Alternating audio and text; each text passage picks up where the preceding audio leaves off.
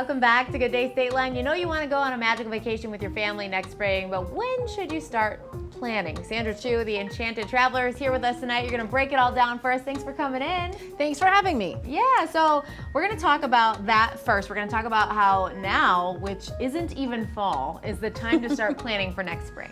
Absolutely. With travel, it's always best to be looking farther out because right now the critical factor is, of course, airline prices. And so you always get the better fares generally earlier on. So for spring break, when airline fees are higher, definitely this would be a good time to be thinking about it, even though it's just back to school. Yeah. And then, theme parks are a huge destination for families and they book up way in advance. So, so this is a good time to be thinking about that. I would imagine spring break might be the most popular time to be somewhere like Disney World. Definitely one of the most popular times. And yeah, you want to be able to get everything, get your park reservations. Both Disney parks still require advanced park reservations. So, if you wait till the very last minute, it could be that the parks are full. So don't disappoint yourself. That happened to a lot of people last year. Yeah. So yeah, absolutely. I do like it too that we're talking about like kids going back to school. Maybe they're not super excited to go back to school. Be like, but look what I'm working on. Yes, exactly. Yeah, spring break already. And airfare, like you said, is only going to get more expensive as we get closer. Yep. Okay. So we are thinking ahead, thinking spring break, and that's a great time to plan now. But what if we do want to go on a last-minute fall vacation? How do we make that happen? So right now, Disneyland in California is actually offering up to 25% off select hotel rooms for travel right now until October 1st. So that is a great deal. And Disneyland doesn't book up as fast as Disney World. Disney World, people go on a huge vacation for a week kind of thing. Disneyland, more local guests and people who go more last minute. So definitely there's space there. And then of course the Disney World has the Epcot Food and Wine Festival right now, which is a fantastic thing for adults. Yeah, that sounds like right up my alley. I was just there. It's perfect. Transportation is provided. You're safe. You can do whatever you want, so it's, So tell us a little bit about the Epcot Food and Wine Festival. So you don't need separate tickets for that. You just get your park ticket.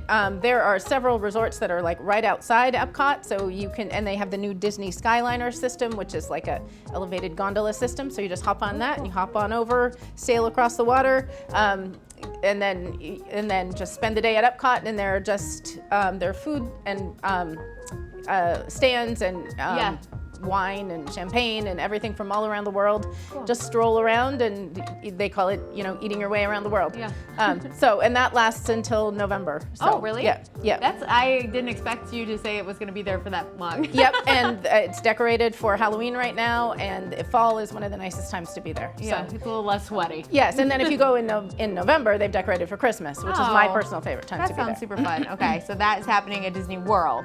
Yes. So then there's also some other fall tours that you can take advantage of. Tell us about those. Fall foliage tours. Last year, I booked a family on a fall foliage tour of New England. They stayed at a series of bed and breakfasts. They went into the national parks. Everything's all bundled together in a package. Cool. So they just drove themselves, and everything was, you'd pay for it all as one thing. You get an itinerary. Everything is provided. I love that. Some of the national parks require park reservations too, so it's harder to be completely spontaneous still. Yeah. So, yeah. So your main focus is, Disney World. That's where you spend a lot of your time. Yes. But you have a lot of other packages and tour information Yep. available for people who are listening, watching. Yes, absolutely. So if we contact you, you can help us plan whatever kind of vacation we're looking for. Pretty much, yes. Yeah. Tell me, I know one last note we want to talk about is the cruise line restrictions, because that keeps shuffling. Yes, that's a very big thing. The CDC just recently dropped their like hard restrictions. So now there's less testing. Unvaccinated people are more free to cruise now as well.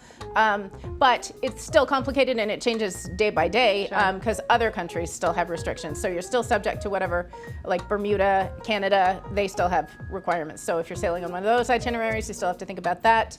And then each cruise line is a little bit different in terms of the mix of people they're taking and whether they are requiring testing and that. So definitely if you want to go on a cruise, I would say consult a travel agent. It's Yeah. just, it's hard to keep up. Well, so. and that's the blessing of someone like you. Like, I have a job. I'm busy doing Exactly. my own job. I want you to do your job for me. So I'll Yes. call you. And Exactly. you figure everything out because I don't need another one. Yeah.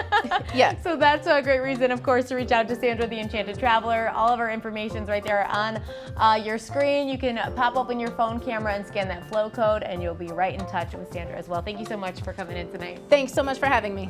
Coming up next, burgers, fries, cheese curds, and chicken nuggets await us at Sizz and Biz, and then it's Tuesday Trends. We'll be right back.